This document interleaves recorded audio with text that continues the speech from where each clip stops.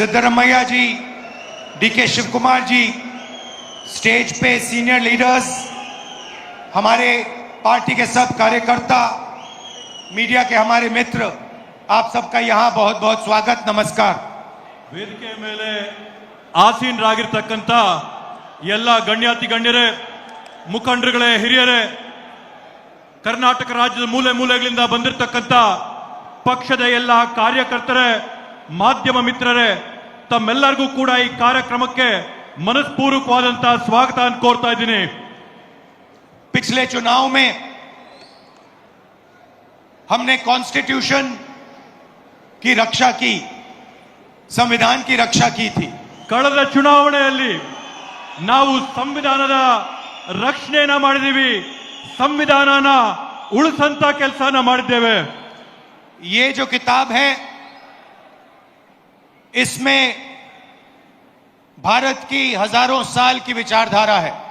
ಈ ಒಂದು ಪವಿತ್ರವಾದಂತ ಪುಸ್ತಕ ಏನಿದೆ, ಈ ಪವಿತ್ರವಾದಂತ ಗ್ರಂಥದಲ್ಲಿ ಭಾರತ ದೇಶದ ಸಾವಿರಾರು ವರ್ಷಗಳ ಇತಿಹಾಸ ಅಡಗಿದೆ।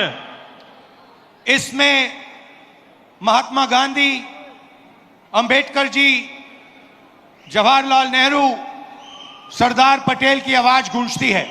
ಈ ಒಂದು ಪವಿತ್ರವಾದ ಗ್ರಂಥದಲ್ಲಿ ಮಹಾತ್ಮ ಗಾಂಧೀಜಿ ಅವರು, ಬಾಬಾ ಸಾಹೇಬ್ ಅಂಬೇಡ್ಕರ್ ಅವರು, ಜವಾಹರ್ಲಾಲ್ ನೆಹರೂಜಿ ಅವರು, ಸರ್ದಾರ್ ವಲ್ಲಭಭಾಯಿ ಪಟೇಲ್ ಅವರ ಧ್ವನಿ ಇದರಲ್ಲಿ ನಮಗೆ ಕೇಳಿ ಬರ್ತಾ ಇದೆ। मगर इस किताब में बसवना जी, नारायण गुरु, फूले जी, इनकी भी आवाज गूंजती है। ಹಾಗೇನೆ ಈ ಒಂದು ಗ್ರಂಥದಲ್ಲಿ ಬಸವಣ್ಣ ಅವರ ಧ್ವನಿ, ಫುಲೆ ಅವರ ಧ್ವನಿ, ಎಲ್ಲರ ಧ್ವನಿ ಕೂಡ ಕೇಳಿ ಬರ್ತಾ ಇದೆ। और इसकी नींव, इसका foundation one man one vote. ಈ ಒಂದು ಪುಸ್ತಕದ ಮೂಲಭೂತ ಅಡಿಪಾಯ ಏನಂತಂದ್ರೆ ಒಬ್ಬ ಮನುಷ್ಯನಿಗೆ ಒಂದೇ ಮತ ಅನ್ನಂತದ್ದು ಅದರ ಅಡಿಪಾಯ। हर हिंदुस्तानी नागरिक को यह संविधान एक वोट का अधिकार देता है। ಪ್ರತಿಯೊಬ್ಬ ಭಾರತೀಯ ಪ್ರಜೆಗೂ ಕೂಡ ಈ ಸಂವಿಧಾನ ಪುಸ್ತಕದ ಮುಖಾಂತರವಾಗಿ ಒಂದೇ ಒಂದು ಮತದ ಹಕ್ಕು ಎಲ್ಲರಿಗೂ ಕೂಡ ಕೊಡುವಂತದ್ದು। पिछले चुनाव में बीजेपी ने कहा, मोदी जी ने, इनके नेताओं ने इस पर आक्रमण किया। ಕಳೆದ ಚುನಾವಣೆಯಲ್ಲಿ ಬಿಜೆಪಿಯ ಮುಖಂಡರುಗಳು, ನರೇಂದ್ರ ಮೋದಿಜಿ ಅವರು, ಅವರ ಪಕ್ಷದ ಕಾರ್ಯಕರ್ತರು ಈ ಒಂದು ಪವಿತ್ರವಾದಂತಹ ಗ್ರಂಥದ ಮೇಲೆ ಬೇರೆ ಬೇರೆ ರೀತಿಯಾದಂತಹ ಪ್ರಹಾರಗಳನ್ನ ಮಾಡಿದ್ದಾರೆ। हिंदुस्तान की संस्थाओं को खत्म करके इस पर आक्रमण किया। ಭಾರತ ದೇಶದ ವಿವಿಧವಾದಂತಹ ಸಂಸ್ಥೆಗಳನ್ನ ಅದರ ಮೇಲೆ ಪ್ರಹಾರ ಮಾಡಿ ಈ ಒಂದು ಸಂವಿಧಾನನ ಮುಗಿಸಂತ ಷಡ್ಯಂತ್ರ ಪ್ರಯತ್ನ ಮಾಡಿದ್ರು। पिछले चुनाव में हमारे सामने एक सवाल उठा। ಕಳೆದ ಚುನಾವಣೆಯಲ್ಲಿ ನಮ್ಮೆಲ್ಲರ ಮುಂದೆ ಒಂದು ಪ್ರಶ್ನೆ ಉದ್ಭವಿಸಿತು। लोकसभा का चुनाव हुआ, उसके बाद महाराष्ट्र का चुनाव होता है। ಲೋಕಸಭೆಯ ಒಂದು ಚುನಾವಣೆ ಆಯಿತು, ಆ ಲೋಕಸಭೆಯ ಚುನಾವಣೆಯ ಬೆನ್ನಲ್ಲೇನೆ ಮಹಾರಾಷ್ಟ್ರ ರಾಜ್ಯದಲ್ಲಿ ಅಲ್ಲಿನ ವಿಧಾನಸಭೆಯ ಚುನಾವಣೆ ಆಯಿತು। लोकसभा में हमारा गठबंधन महाराष्ट्र के चुनाव को जीतता है। ಮಹಾರಾಷ್ಟ್ರದ ಲೋಕಸಭೆಯ ಚುನಾವಣೆಯಲ್ಲಿ ನಮ್ಮ ಇಂಡಿಯಾ ಮೈತ್ರಿಕೂಟ ಅಲ್ಲಿರ್ತಕ್ಕಂಥ ಚುನಾವಣೆಯಲ್ಲಿ ಜಯನ ಸಾಧಿಸುತ್ತೆ। और फिर 4 महीने बाद बीजेपी महाराष्ट्र में विधानसभा जीतती है। ಅದಾದ ನಂತರ ಕೇವಲ 4 ತಿಂಗಳೊಳಗೆ ಬಿಜೆಪಿಯಲ್ಲಿ ವಿಧಾನಸಭೆಯ ಚುನಾವಣೆಯಲ್ಲಿ ಗೆಲುವನ್ನ ಸಾಧಿಸುತ್ತೆ। आश्चर्यजनक नतीजा था। ಇವತ್ತು ಅದರ ಪರಿಣಾಮ ಏನಾಗಿದೆ? हमने पता लगाया तो पता लगा कि 1 करोड़ नए वोटरों ने वोट किया विधानसभा में। ಇವತ್ತು ನಾವು ಆ ಒಂದು ಫಲಿತಾಂಶದಲ್ಲಿ ಪತ್ತೆ ಹಚ್ಚಿದ್ದೇನಂತಂದ್ರೆ ವಿಧಾನಸಭೆಯ ಚುನಾವಣೆಯಲ್ಲಿ ಹೊಸದಾಗಿ 1 ಕೋಟಿ ಜನ ಮತದಾನ ಮಾಡಿದ್ದಾರೆ ಅಂತ ಹೇಳಿ। 1 करोड़ नए लोग जिन्होंने लोकसभा में अपना वोट नहीं डाला था, जादू से ये विधानसभा में वोट डालने निकल आए। 1 ಕೋಟಿ ಜನ ಲೋಕಸಭೆಯ ಚುನಾವಣೆಯಲ್ಲಿ ಯಾರು ಮತ ಹಾಕಿರ್ಲಿಲ್ವೋ ಆ ಜನ 1 ಕೋಟಿ ಜನ ಹೊಸದಾಗಿ ಮಹಾರಾಷ್ಟ್ರದಲ್ಲಿ ನಡೆದಂತ ವಿಧಾನ ಪರಿಷತ್ತಿನ ಚುನಾವಣೆಯಲ್ಲಿ मतदान ಮಾಡಿರತಕ್ಕಂತದ್ದನ್ನ ನಾವು ಗಮನಿಸಿದ್ದೇವೆ. और जहां भी ये नए वोटर आए वहां पर बीजेपी चुनाव जीती. ಅದರ ನೇರವಾದಂತ ಪ್ರತಿಫಲ ಏನಾಗುತ್ತಂತಂದ್ರೆ ಆ ಚುನಾವಣೆಯಲ್ಲಿ ಬಿಜೆಪಿ ಪಕ್ಷ ಜಯನ ಸಾಧಿಸುತ್ತೆ. हमारे गठबंधन के वोट कम नहीं हुए. ನಮ್ಮ ಒಂದು ಮೈತ್ರಿಯ ಫಲಿತಾಂಶದಲ್ಲಿ ನಮ್ಮ ಮತಗಳ ಸಂಖ್ಯೆಯಲ್ಲಿ ಯಾವುದೇ ಒಂದು ಚೂರು ಕೂಡ ಕಡಿಮೆ ಆಗಿಲ್ಲ. जितने हमें लोकसभा में मिले उतने ही हमें विधानसभा में मिले. ನಮಗೆ ಲೋಕಸಭೆಯ ಚುನಾವಣೆಯಲ್ಲಿ ಎಷ್ಟು ಮತಗಳು ನಮ್ಗೆ ಸಿಕ್ಕಿತ್ತೋ ವಿಧಾನಸಭೆಯ ಚುನಾವಣೆಯಲ್ಲಿ ಕೂಡ ನಮ್ಗೆ ಅಷ್ಟೇ ಮತ ಸಿಕ್ತು. और सारे के सारे जो वोटर बढ़ाए गए वो बीजेपी के खाते में गए. ಆದ್ರೆ ಹೊಸದಾಗಿ ಏನು ಮತಗಳನ್ನ ಪಟ್ಟಿಗೆ ಸೇರಿಸಿದ್ರೋ ಆ ಎಲ್ಲಾ ಮತಗಳು ಕೂಡ ಬಿಜೆಪಿ ಪಕ್ಷದ ತೆಕ್ಕೆಗೆ ಹೋದಂತಾಗಿದೆ. उस दिन हमने डिसाइड किया कि कुछ ना कुछ दाल में काला है. ಆವತ್ತು ನಾವು ತೀರ್ಮಾನ ಮಾಡಿದ್ವಿ ಈ ಒಂದು ಚುನಾವಣೆಯ ಪ್ರಕ್ರಿಯೆಯಲ್ಲಿ ಏನೋ ಒಂದು ಸಂದೇಹಾಸ್ಪದವಾದಂತ ವಿಷಯ ಇದೆ ಅಂತ ಹೇಳಿ. कर्नाटक में हमारी जो सर्वेस थी, हमारी जो पोलिंग थी, हमें 16, 15 या 16 सीट दे रही थी.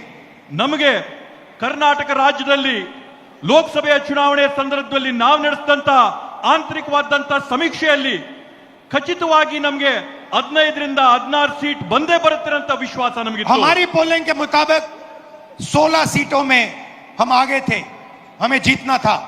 ನಮ್ಮ ಒಂದು ಆಂತರಿಕ ಸಮೀಕ್ಷೆ ಸ್ಪಷ್ಟವಾಗಿ ನಮ್ಗೆ ಹೇಳ್ತು ಕರ್ನಾಟಕ ರಾಜ್ಯದಲ್ಲಿ 16 ಲೋಕಸಭೆ ಸೀಟ್ಗಳನ್ನ ನಾವು ಗೆಲ್ಲೇಬೇಕಂತೇಳಿ. और हम जीते 9 में. ಆದ್ರೆ ನಮಗೆ ಫಲಿತಾಂಶ ಸಿಕ್ಕಿದಾಗ 9 ಗೆಲುವಾಗಿದ್ದು. तो हमने सवाल पूछने शुरू किए. ಆಗ ನಾವು ಪ್ರಶ್ನೆ ಮಾಡಕ್ಕೆ ಪ್ರಾರಂಭ ಮಾಡಿದ್ವಿ. क्या सचमुच हम ये सीटें हारे थे? ನಾವು ಎಲ್ಲ ಈ ರೀತಿಯಾದಂತ ಚುನಾವಣೆಗಳು ಈ ಕಾರಣದಿಂದಾನೇ ನಾವು ಸೋತಿದ್ದ. चुनाव आयोग से हम वोटर लिस्ट मांगते थे, electronic soft copy voter list की मांगते थे, वो मना कर देते. ನಾವು ಚುನಾವಣೆ ಆಯೋಗದಲ್ಲಿ ಮನವಿ ಮಾಡ್ತಾ ಇದ್ವಿ ನಮ್ಗೆ ಡಿಜಿಟಲ್ ಕಾಪಿ ಕೊಡ್ರಿ ನಮ್ಮ ಮತದಾರರ ಪಟ್ಟಿ ಅಂತ ಹೇಳಿ ಮನವಿ ಮಾಡಿದಂತ ಸಂದರ್ಭದಲ್ಲಿ ಯಾವಾಗ್ಲೂ ಕೂಡ ಚುನಾವಣೆ ಆಯೋಗ ಆ ಮನವಿನ ನಿರಾಕಾರ ಮಾಡ್ತಾ ಇತ್ತು. वीडियोग्राफी मांगी, उन्होंने नहीं दी और फिर कानून बदल दिया. ಅಂಕಿಯ ಮತದಾರರ ಪಟ್ಟಿನ ನಾವು ಮನವಿ ಮಾಡಿದ್ರೆ ಅದನ್ನ ನಿರಾಕಾರ ಮಾಡಿ ಅದನ್ನ ಬದಲಾಯಿಸಿಬಿಟ್ಟಿದ್ದಾರೆ. और फिर कहा कि 45 दिन के अंदर 45 दिन के बाद वीडियोग्राफी को रद्द खत्म कर देना चाहिए, डिस्ट्रॉय कर देना चाहिए. ಅದ್ರ ಜೊತೆಗೆ ಹೊಸ ಆದೇಶನ ಹೊರಡಿಸಿ ಚುನಾವಣಾ ಮತಗಟ್ಟೆಗಳಲ್ಲಿ ರೆಕಾರ್ಡಿಂಗ್ ಆದಂತ ವಿಡಿಯೋನ 45 ದಿನದ ಒಳಗಡೆ ಹಳಸಂತ ಕುತಂತ್ರನ ಮಾಡಿದ್ದಾರೆ. तो एक लोकसभा में हमने अपनी एनालिसिस शुरू की.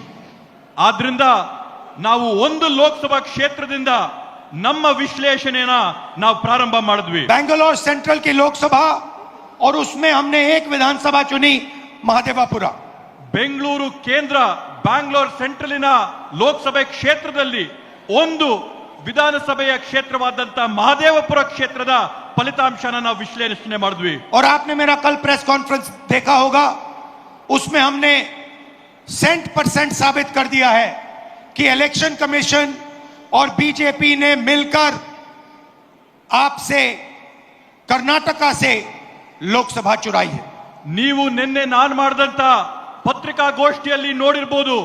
ನಾವು ಆ ಪತ್ರಿಕಾಗೋಷ್ಠಿಯಲ್ಲಿ 100ಕ್ಕೆ 100 ಸಾಬೀತು ಮಾಡಿದೀವಿ ಚುನಾವಣೆ ಆಯೋಗ ಮತ್ತೆ ಬಿಜೆಪಿ ಪಕ್ಷ ಸೇರ್ಕೊಂಡು ಈ ಚುನಾವಣೆಯಲ್ಲಿ ಮಾಡಿರ್ತಕ್ಕಂತ ಮೋಸನ. महादेवापुरा में 6.5 लाख वोट हैं असेंबली में. ಮಹದೇವಪುರ ಮತಕ್ಷೇತ್ರದಲ್ಲಿ 6.5 ಲಕ್ಷ ಮತಗಳಿವೆ.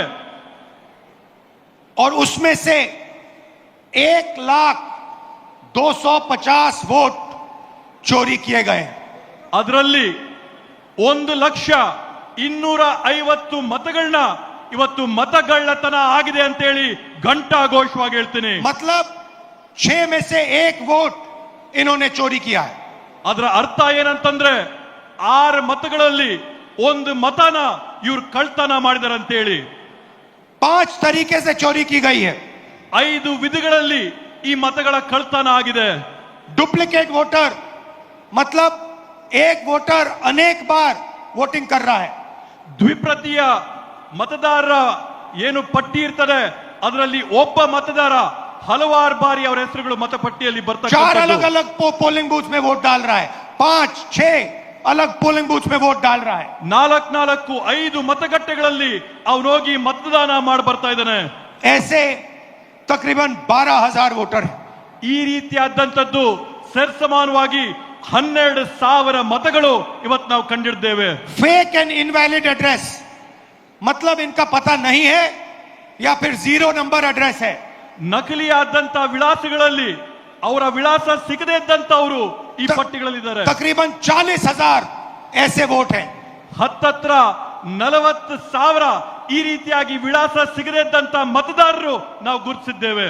बल्क वोटर एक एड्रेस में ಒಂದೇ ವಿಳಾಸದಲ್ಲಿ ದೊಡ್ಡ ಸಂಖ್ಯೆಯಲ್ಲಿ ಮತದಾರರ ನೋಂದಣಿಯಾಗಿರ್ತಕ್ಕಂಥದ್ದನ್ನ ನಾವು ಗುರುತಿಡಿದ್ದೇವೆ. एक बेडरूम का घर है और उसमें 40-50 लोग रहते हैं.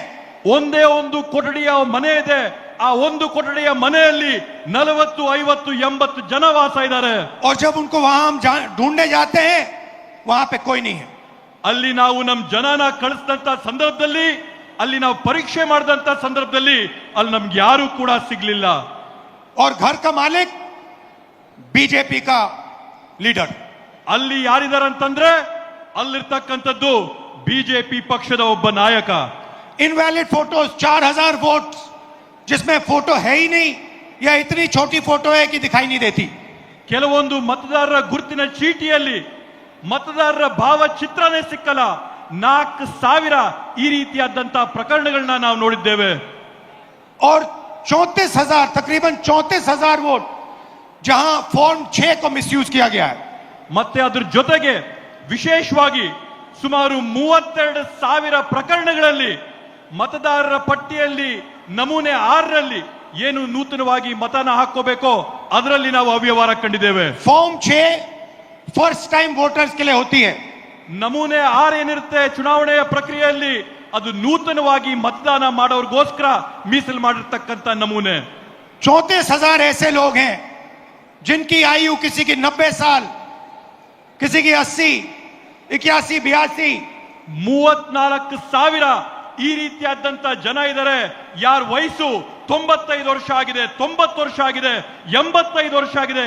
ಈ ರೀತಿಯಾದಂತ 34,000 ಜನ ಅಲ್ಲಿದ್ದಾರೆ. इस प्रकार से 1 लाख वोट इलेक्शन कमीशन और बीजेपी ने चोरी किया है. ಈ ರೀತಿಯಲ್ಲಿ ಈ ಮಾದರಿಯಲ್ಲಿ ಬಿಜೆಪಿ ಪಕ್ಷ ಮತ್ತೆ ಚುನಾವಣೆ ಆಯೋಗ 1 ಲಕ್ಷ ಮತಗಳ ಕಳ್ತನನ ಮಾಡಿರ್ತಕ್ಕಂಥದ್ದು ನಾವು ನೋಡಿದ್ದೇವೆ. डुप्लीकेट वोटर्स में एक व्यक्ति कर्नाटक में वोट देता है, उसके बाद उत्तर प्रदेश में वोट देता है. ನಕಲಿ ಮತದಾರರ ಪಟ್ಟಿಯಲ್ಲಿ ನಾವು ನೋಡಿದೀವಿ ನಕಲು ಮಾಡಿಕೊಂಡು ಒಬ್ಬೇ ಮತದಾರನು ಕರ್ನಾಟಕ ರಾಜ್ಯದಲ್ಲಿ ಮತ ಹಾಕ್ತಾನೆ, ಮಹಾರಾಷ್ಟ್ರದಲ್ಲಿ ಮತ ಹಾಕ್ತಾನೆ, ಯುಪಿ ರಾಜ್ಯದಲ್ಲಿ ಮತ वोट देने ಹಾಕ್ತಾನೆ. का अधिकार उसको बेंगलोर में है, लखनऊ में है, वाराणसी में है, अलग अलग जगह देश में ये लोग वोट डालने के लिए ऑथराइज हैं. ಮತದಾನ ಮಾಡಂತ ಹಕ್ಕು ಈ ವ್ಯಕ್ತಿಗೆ ಬೆಂಗಳೂರಿನಲ್ಲಿದೆ, ಲಕ್ನೌನಲ್ಲಿದೆ, ವಾರಣಾಸಿನಲ್ಲಿದೆ. ಈ ದೇಶದ ವಿವಿಧ ಭಾಗಗಳಲ್ಲಿ ಮತದಾನ ಮಾಡಂತ ಹಕ್ಕನ್ನ ಈ ವ್ಯಕ್ತಿ ಕೊಟ್ಟಿದ್ದಾರೆ. मुझसे इलेक्शन कमीशन एफिडेविट मांगता है. ನನ್ನ ಹತ್ರಿಂದ ಇವತ್ತು ಚುನಾವಣೆ ಆಯೋಗ ಪ್ರಮಾಣ ಪತ್ರ ಕೇಳ್ತಾ ಇದ್ದಾರೆ. मुझसे कहता है कि मुझे ओथ लेना है. ಅವ್ರು ನನಗೆ ಕೇಳ್ತಾ ಇದ್ದಾರೆ ನಿಮ್ ಮುಂದೆ ಬಂದು ಪ್ರಮಾಣ ಮಾಡಿ ಅಂತ ಹೇಳಿ. मैंने पार्लियामेंट के अंदर ओथ लिया है. ನಾನು इस संविधान के सामने ओथ लिया है. इस पर हाथ डाल के वोट लिया है. इस पे हाथ डालकर ओथ लिया है. ನಾನು ಸಂಸತ್ ಭವನದಲ್ಲಿ ಪ್ರತಿಜ್ಞೆ ಮಾಡಿದ್ದೀನಿ, ಸಂಸತ್ನಲ್ಲಿ ಪ್ರತಿಜ್ಞೆ ಮಾಡಿದ್ದೀನಿ, ಈ ಸಂವಿಧಾನದ ಮೇಲೆ ನಾನು ಪ್ರತಿಜ್ಞೆ ಮಾಡಿದ್ದೀನಿ, ನಾನು ನುಡಿಯಂತದ್ದೆಲ್ಲ ಸತ್ಯ ಅಂತ ಪ್ರತಿಜ್ಞೆ ಮಾಡಿದ್ದೇನೆ. और आज जब हिंदुस्तान की जनता हमारे डेटा को लेकर इलेक्शन कमीशन के वेबसाइट पर सवाल पूछ रही है तो इलेक्शन कमीशन ने अपना वेबसाइट बंद कर दिया. ಇವತ್ತು ನಮ್ಮ ದೇಶದ ಪ್ರಜೆಗಳು ನಮ್ಮ ಒಂದು ಪತ್ರಿಕಾಗೋಷ್ಠಿ ನೋಡಿದ ನಂತರ ಚುನಾವಣೆ ಆಯೋಗದ ವೆಬ್ಸೈಟ್ ಅಲ್ಲಿ ಪ್ರಶ್ನೆ ಮಾಡಕ್ಕೆ ಪ್ರಯತ್ನ ಮಾಡಿದ್ರೆ ಚುನಾವಣೆ ಆಯೋಗದ ವೆಬ್ಸೈಟ್ मध्य प्रदेश, राजस्थान, बिहार के वेबसाइट बंद कर दिए हैं।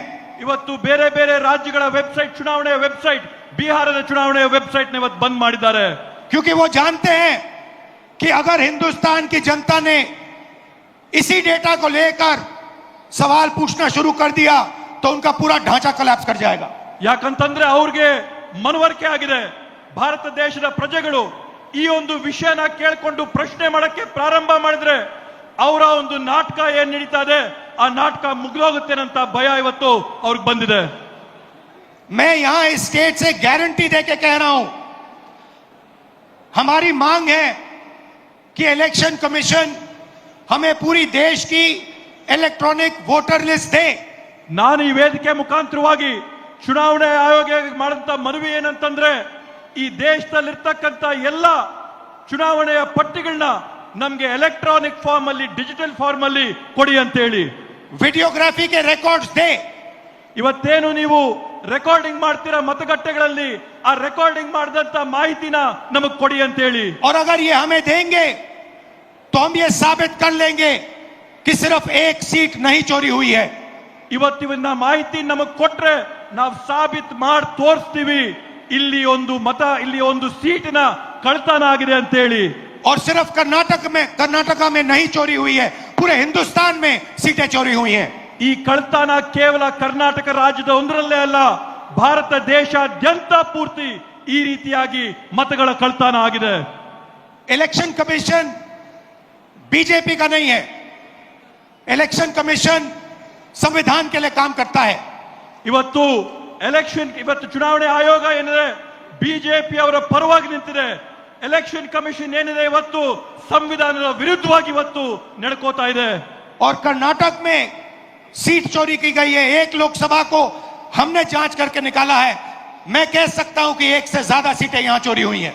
ಇವತ್ತು ಕರ್ನಾಟಕದಲ್ಲಿ ನಾವು ಒಂದು ಕ್ಷೇತ್ರನ ಪರಿಶೀಲನೆ ಮಾಡಿ ಆ ಕ್ಷೇತ್ರದಲ್ಲಿ ಆದಂತ ಕಳ್ತನನ ನಾವು ಸಾಬೀತು ಮಾಡಿದೀವಿ. 100ಕ್ಕೆ 100 ನಾನು ನಿಮ್ಗೆ ಆಶ್ವಾಸನೆ ಕೊಡ್ತೀನಿ. ಕರ್ನಾಟಕ ರಾಜ್ಯಾದ್ಯಂತ ನಾವು ಪರಿಶೀಲನೆ ಮಾಡಿದ್ರೆ ಒಂದಲ್ಲ ಹಲವಾರು ಉದಾಹರಣೆ ನಮ್ಗೆ ಸಿಗುತ್ತೆ ಅಂತ ಹೇಳಿ. जो कॉन्स्टिट्यूशन का फाउंडेशनल आइडिया है, वन मैन वन वोट, इस पर इलेक्शन कमीशन और उसके सारे अफसर आक्रमण कर रहे हैं। इसका मतलब वो संविधान पर आक्रमण कर रहे हैं। ಇವತ್ತು ಸಂವಿಧಾನದ ಮೂಲ ಧ್ಯೇಯ ಏನಿದೆ, ಸಂವಿಧಾನದ ಮೂಲ ಧ್ಯೇಯ ಅಂದ್ರೆ ಒಬ್ಬ ವ್ಯಕ್ತಿಗೆ ಒಂದೇ ಮತ ಅನ್ನಂಥದ್ದು. ಚುನಾವಣೆ ಆಯೋಗದ ಅಧಿಕಾರಿಗಳು, ಅವರಲ್ಲಿರ್ತಕ್ಕಂಥ ಸಿಬ್ಬಂದಿ ವರ್ಗದವರು ಎಲ್ಲರೂ ಕೂಡ ಒಗ್ಗಟ್ಟಾಗಿ ಸೇರಿ ಈ ಸಂವಿಧಾನದ ಮೇಲೆ ಪ್ರಹಾರ ಮಾಡಿ, ಅದ್ರ ಮೇಲೆ ಹಲ್ಲೆ ಮಾಡಿ हिंदुस्तान के गरीब जनता पर आक्रमण कर रहे हैं। ಕರ್ನಾಟಕ ರಾಜ್ಯದ ಭಾರತ ದೇಶದ ಬಡ ಜನರ ಮೇಲೆ ಆಕ್ರಮಣ ಮಾಡ್ತಾ ಇದ್ದಾರೆ. और मैं उनसे कहना चाहता हूं, अगर आप सोच रहे हो कि आप इस पर आक्रमण करके बचोगे तो फिर से सोचो। ನಾನು ಅವರೆಲ್ಲರಿಗೂ ಕೂಡ ಸ್ಪಷ್ಟವಾಗಿ ಒಂದು ಮಾತಾಡಕ್ಕೆ ಬಯಸ್ತೇನೆ. ನೀವು ಈ ಸಂವಿಧಾನದ ಮೇಲೆ ಪ್ರಹಾರ ಮಾಡಿ ನೀವು ಯಶಸ್ವಿ ಆಗ್ತೀರಾ ಅಂತಂದ್ರೆ ತಾವು ಮತ್ತೊಮ್ಮೆ ಆಲೋಚನೆ ಮಾಡಬೇಕು ಅಂತ ಒಂದು ವಾರ್ನಿಂಗ್ ನಿಮಗೆ ಕೊಡ್ತೀನಿ. टाइम लगेगा मगर हम आपको पकड़ेंगे। ಸಮಯ ಬರುತ್ತೆ, ಆದ್ರೆ ನಿಮ್ಗೆ ತಕ್ಕಾದಂತ ಪಾಠನ ಕಲಿಸ್ತೀವಿ. एक करके पकड़ेंगे, ಒಬ್ಬೊಬ್ಬರನ್ನ ಹುಡುಕಿ ನಿಮಗೆ ಪಾಠ ಕಲಿಸ್ತೀವಿ. मेरी बात याद रखना, ದೇಶಾದ್ಯಂತ ಹುಡುಕ್ ಕೊಡ್ತೀವಿ. क्योंकि आप अगर इस पर हमला करोगे तो हम आप पर हमला करेंगे। ನೀವು ಈ ಪವಿತ್ರ ಸಂವಿಧಾನದ ಮೇಲೆ ಹಲ್ಲೆ ಮಾಡಿದ್ರೆ ನೇರವಾಗಿ ನಾವು ನಿಮ್ಮ ಮೇಲೆ ಹಲ್ಲೆ ಮಾಡ್ತೀವಿ, ನಿಮ್ಮನ್ನ ಗುರಿ ಮಾಡ್ತೀವಿ. ये हिंदुस्तान की आवाज है। ಈ ಒಂದು ಪವಿತ್ರವಾದಂತ ಗ್ರಂಥ ಈ ದೇಶದ ಧ್ವನಿ. याद रखिए, नरेंद्र मोदी 25 सीट की मार्जिन से प्रधानमंत्री हैं। ತಾವು ನೆನಪಿಟ್ಕೋಬೇಕು, ನರೇಂದ್ರ ಮೋದಿ ಅವರು ಕೇವಲ 25 ಸೀಟುಗಳಿಂದ ಇವತ್ತು ಈ ದೇಶದ ಪ್ರಧಾನಮಂತ್ರಿ ಆಗಿದ್ದಾರೆ. एक सीट हमने दिखा दी कि चोरी हुई है। ಒಂದು ಸೀಟ್ನ ನಾವು ಸಾಬೀತು ಮಾಡಿ ತೋರಿಸಿದೀವಿ ಕಳ್ತನ ಆಗಿದೆ ಆ ಸೀಟಲ್ಲಿ ಅಂತ ಹೇಳಿ. 25 सीट वो 35,000 या कम वोटों से जीते हैं। 25 ಸ್ಥಾನಗಳನ್ನ ಅವರು 34,000ಕ್ಕಿಂತ ಕಡಿಮೆಯ ಅಂತರದಲ್ಲಿ ಇವತ್ತು ಜಯ ಸಾಧಿಸಿರೋದನ್ನ ನಾವು ನೋಡಿದೀವಿ. अगर हमें इलेक्ट्रॉनिक डेटा मिल जाए, हम साबित कर देंगे कि हिंदुस्तान का प्रधानमंत्री चोरी करके प्रधानमंत्री बना है। ಇವತ್ತು ನಮ್ಗೆ ಸರಿಯಾದಂತ ಮಾಹಿತಿ ಕೊಟ್ರೆ ನಾವು ಸಾಕ್ಷಿಯಾಗಿ ತೋರಿಸ್ತೀವಿ ಈ ದೇಶದ ಪ್ರಧಾನಮಂತ್ರಿ ಕಳ್ತನ ಮಾಡಿ ಪ್ರಧಾನಮಂತ್ರಿ पूरे ಆಗಿರ್ತಕ್ಕಂಥದ್ದು देश ಅಂತ को ಹೇಳಿ. यह सवाल पूछना चाहिए कि इलेक्शन कमीशन इलेक्ट्रॉनिक डेटा और वीडियोग्राफी क्यों नहीं दे रहा है। ಇವತ್ತು ಪೂರ್ತಿ ದೇಶ ಒಕ್ಕೊರಲಿನಿಂದ ಪ್ರಶ್ನೆ ಮಾಡಬೇಕಾಗಿದೆ. ಚುನಾವಣೆ ಆಯೋಗ ಡಿಜಿಟಲ್ ರೆಕಾರ್ಡ್ ನ ಮತ್ತೆ ರೆಕಾರ್ಡಿಂಗ್ ಗಳನ್ನ ವಿಡಿಯೋ ರೆಕಾರ್ಡಿಂಗ್ ನ ಯಾಕೆ ಕೊಡ್ತಾ ಇಲ್ಲ ಅಂತ ಹೇಳಿ. मैं लीडर ऑफ ऑपोजिशन हूं मगर मैं अकेला नहीं बोल रहा हूं। ನಾನು ವಿರೋಧ ಪಕ್ಷದ ನಾಯಕನಾಗಿರ್ಬೋದು, ಆದ್ರೆ ನಾನು ಒಬ್ಬೊಂಟಿಗನಾಗಿ ಮಾತಾಡ್ತಾ ಇಲ್ಲ. हिंदुस्तान की सारी राजनीतिक ऑपोजिशन की पार्टियां ये सवाल पूछ रही हैं। ಈ ದೇಶದ ಎಲ್ಲಾ ರಾಜಕೀಯ ಪಕ್ಷಗಳು ಕೂಡ ನಮ್ ಜೊತೆ ನಿಂತು ಇದನ್ನ ಪ್ರಶ್ನೆ ಮಾಡ್ತಾ ಇದ್ದಾರೆ. और इलेक्शन कमीशन को एकदम ये डेटा हमारे हवाले कर देना चाहिए। ಅದೇ ರೀತಿಯಲ್ಲಿ ಚುನಾವಣಾ ಆಯೋಗ ಈ ಕೂಡಲೇನೆ ಈ ಎಲ್ಲಾ ಮಾಹಿತಿಗಳನ್ನ ಬಹಿರಂಗ ಪಡಿಸಬೇಕು ಅಂತ ಹೇಳ್ತೇನೆ. कर्नाटक में जो हमने डेटा निकाला है वो एक क्राइम का एविडेंस है। ಕರ್ನಾಟಕ ರಾಜ್ಯದಲ್ಲಿ ನಾವು ತೆಗೆದಿರ್ತಕ್ಕಂಥ ಮಾಹಿತಿ ಒಂದು ದೊಡ್ಡ ಕುತಂತ್ರದ ಸಾಕ್ಷಿಯ ಗುಡ್ಡ ಆಗಿ ನಿಂತಿದೆ. 6 महीने लगे हमें उस डेटा को निकालने के लिए। 6 ತಿಂಗಳಿನ ಕಾಲಾವಧಿ ಆಗಿದೆ ನಮ್ಗೆ ಆ ಮಾಹಿತಿನೆಲ್ಲ ಸಂಗ್ರಹ ಮಾಡೋದಕ್ಕೋಸ್ಕರ. इतना बड़ा कागजों की फाइल थी। 7 ಅಡಿ ಎತ್ತರದ ಕಾಗದಗಳ ಪತ್ರಗಳ ಪೇಪರ್ಗಳನ್ನ ಇವತ್ತು ನಾವು ಪರಿಶೀಲನೆ ಮಾಡಿದ್ದೇವೆ. एक फोटो को लाखों फोटो के सामने कंपेयर किया है। ಒಂದು ಭಾವಚಿತ್ರನ ಲಕ್ಷಾಂತರ ಭಾವಚಿತ್ರಗಳ ಜೊತೆಗೆ ಹೋಲಿಕೆ ಮಾಡಿದ್ದೇವೆ. ನಾವು हर एक नाम को चेक किया है ಪ್ರತಿಯೊಂದು ಹೆಸರನ್ನ ನಾವು ಪರಿಶೀಲನೆ ಮಾಡಿದ್ದೇವೆ. और हम मानते हैं कि हिंदुस्तान का पूरा जो डेटा है, इलेक्शन का डेटा है, वो एविडेंस है। ಇವತ್ತು ನಾವು ಹೇಳ್ತೀವಿ ಭಾರತ ದೇಶದಲ್ಲಿ ನಡೆದಿರ್ತಕ್ಕಂಥ ಚುನಾವಣೆಗಳಲ್ಲಿ ಇರ್ತಕ್ಕಂಥ ಮತಪಟ್ಟಿಗಳು ಇದಕ್ಕೆ ಸಾಕ್ಷಿಯಾಗಿವೆ. ಪ್ರತಿಯೊಂದು ಈ और अगर उसको किसी ने डिस्ट्रॉय किया तो वो एविडेंस को डिस्ट्रॉय कर रहा है। ಇವತ್ತು ನಾವು ಯಾರನ್ನೇ ಪ್ರಶ್ನೆ ಮಾಡಿದ್ರು ಕೂಡ ಅವರು ಈ ಸಾಕ್ಷಿನ ನಾಶ ಮಾಡಂತ ಕುತಂತ್ರದಲ್ಲಿದ್ದಾರೆ. और उस क्राइम को आगे बढ़ा रहा है। ಈ ರೀತಿಯಾದಂತಹ ಕುತಂತ್ರನ ಈ ತಪ್ಪುಗಳನ್ನ ಅವರು ಮುಂದುವರಿಸ್ತಾನೆ ಹೋಗ್ತಾ ಇದ್ದಾರೆ. और इलेक्शन कमीशन को लोगों को एक और बात माननी होगी, समझना होगा। ಇವತ್ತು ಎಲೆಕ್ಷನ್ ಚುನಾವಣೆ ಆಯೋಗದವರು ಜನರ ಹತ್ರದಿಂದ ಕೇಳಂತ ಮತ್ತೊಂದು ಪ್ರಶ್ನೆಗೆ ಉತ್ತರ ಕೊಡಬೇಕಾಗ್ತದೆ. हमें एक सीट की सच्चाई निकालने के लिए 6 महीने लगे। ನಮ್ಗೆ ಒಂದು ಸೀಟಿನ ವಾಸ್ತವಾಂಶ ತೆಗೆದಷ್ಟರಲ್ಲಿ 6 ತಿಂಗಳಿನ ಕಾಲಾವಧಿ ಬೇಕಾಗಿತ್ತು. मगर अगर आपने हमें डेटा नहीं दिया तो हम ये काम 1 नहीं 10, 15, 20, 25 सीटें में भी कर सकते हैं। ನೀವೇನಾದ್ರೂ ನಮ್ಗೆ ಈ ಮಾಹಿತಿನ ಕೊಟ್ಟಿಲ್ಲ ಅಂದ್ರೆ ನೇರವಾಗಿ ನಾವು ನಿಮ್ಗೆ ಹೇಳ್ತಾ ಇದೀವಿ, ಒಂದು ಕ್ಷೇತ್ರ ಅಲ್ಲ 5, 10, 15, 25 ಕ್ಷೇತ್ರಗಳಲ್ಲಿ ನಾವು ಈ ಮಾಹಿತಿನ ಸಂಗ್ರಹ ಮಾಡಿ ಬಹಿರಂಗ ಮಾಡ್ತೀವಿ. पेपर कॉपियां हैं हमारे पास, ನಮ್ಮ ಹತ್ರ ಮಾಹಿತಿ ಇದೆ ಇದ್ರ ಬಗ್ಗೆ. आप छुपा नहीं सकते ನೀವು ಇದನ್ನ ಯಾವುದೇ ಕಾರಣಕ್ಕೂ ಬಚ್ಚಿಡಕ್ಕಾಗಲ್ಲ, ಮುಚ್ಚಿಡಕ್ಕಾಗಲ್ಲ. और आप छुप नहीं सकते। ನೀವು ಸುಮ್ಮನೆ ಕೂಡ ಇರಕ್ ಸಾಧ್ಯವಿಲ್ಲ. एक ना एक दिन आपको ऑपोजिशन का सामना करना पड़ेगा। ಒಂದಲ್ಲ ಒಂದಿನ ನೀವು ವಿರೋಧ ಪಕ್ಷಗಳನ್ನ ಎದುರಿಸಲೇಬೇಕಾಗುತ್ತೆ ಅಂತ ಹೇಳ್ತೀನಿ. ಈ ಸಂದರ್ಭದಲ್ಲಿ हर ऑफिसर को और इलेक्शन कमिश्नर को यह बात अच्छी तरह समझ लेनी चाहिए। ಚುನಾವಣೆ ಆಯೋಗದ ಪ್ರತಿಯೊಬ್ಬ ಅಧಿಕಾರಿಗೆ, ಅವರ ಮುಖ್ಯಸ್ಥರಿಗೆ, ಪ್ರತಿಯೊಬ್ಬರಿಗೂ ಕೂಡ ಈ ವಿಷಯ ಮನವರಿಕೆ ಆಗಬೇಕು ಅಂತ ಹೇಳ್ತೀನಿ. ಈ यहाँ पे ಸಂದರ್ಭದಲ್ಲಿ एक लोकसभा चोरी की गई है। ಇಲ್ಲೇ ಒಂದು ಚುನಾವಣೆಯ ಫಲಿತಾಂಶನ ಕಳ್ತನ ಮಾಡಿದಂತಾಗಿದೆ. ये एक क्रिमिनल एक्ट है, कर्नाटक की जनता के खिलाफ एक क्रिमिनल एक्ट है। ಇದು ಕರ್ನಾಟಕ ರಾಜ್ಯದ ಜನತೆಯ ವಿರುದ್ಧವಾಗಿ ಇದೊಂದು ದೊಡ್ಡ ಅಪರಾಧವಾಗಿ ನಿಂತಿದೆ. ಅಪರಾಧ ಮಾಡಿದ್ದಾರೆ ಇವತ್ತು ಕರ್ನಾಟಕದ और ವಿರುದ್ಧವಾಗಿ. कर्नाटका की सरकार को इस क्राइम का इन्वेस्टिगेशन करना चाहिए और एक्शन लिया जाना चाहिए। ಕರ್ನಾಟಕ ರಾಜ್ಯ ಸರ್ಕಾರ ಈ ಒಂದು ಅಪರಾಧದ ವಿರುದ್ಧವಾಗಿ ತನಿಖೆ ನಡೆಸಬೇಕು, ಜನಕ್ಕೆ ನ್ಯಾಯ ಕೊಡಿಸಬೇಕು ಅಂತ ಈ ಸಂದರ್ಭದಲ್ಲಿ ಹೇಳ್ತೇನೆ. ये जो इलेक्शन कमीशन के ऑफिसर्स हैं जिन्होंने 1000, 10,000, 15,000 लोगों को, फेक लोगों को वोटर लिस्ट में डाला है, इनसे सवाल पूछना चाहिए। ಇವತ್ತು ಯಾವ ಚುನಾವಣೆ ಅಧಿಕಾರಿಗಳಿದ್ದಾರೆ, ಯಾರು ಸೇರ್ಕೊಂಡು 5,000, 10,000, 15,000 ಮತಗಳನ್ನ ಇವತ್ತು ಮತದಾರರ ಪಟ್ಟಿಗೆ ಸೇರಿಸಿದ್ದಾರೆ, ಅವರೆಲ್ಲರನ್ನೂ ಕೂಡ ಇವತ್ತು ಪ್ರಶ್ನೆ ಮಾಡಬೇಕಾಗಿದೆ. और महादेवापुरा की सच्चाई निकालनी चाहिए। ಮತ್ತೆ ಮಹದೇವಪುರ ಚುನಾವಣೆಯಲ್ಲಿ ನಡೆದಂತ ವಾಸ್ತವಾಂಶನ ಹೊರಗೆ ತೆಗಿಬೇಕಾಗಿದೆ.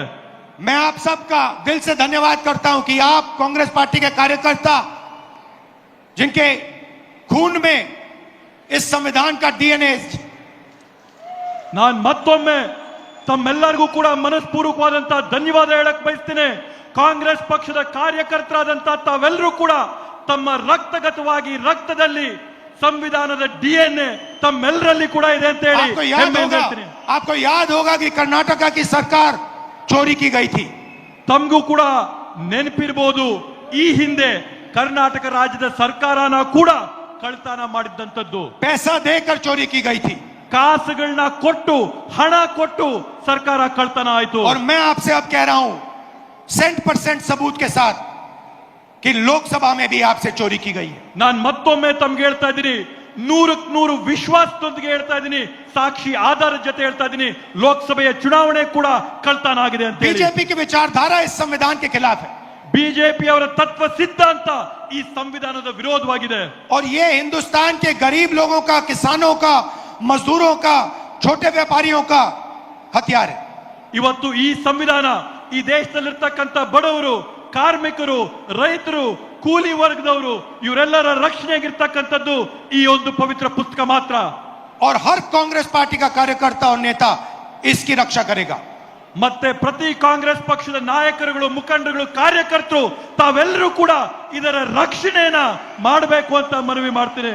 और इलेक्शन कमीशन को एकदम हिंदुस्तान की सारी इलेक्ट्रॉनिक वोटर लिस्ट पिछले 10 साल की हमें दे देनी चाहिए.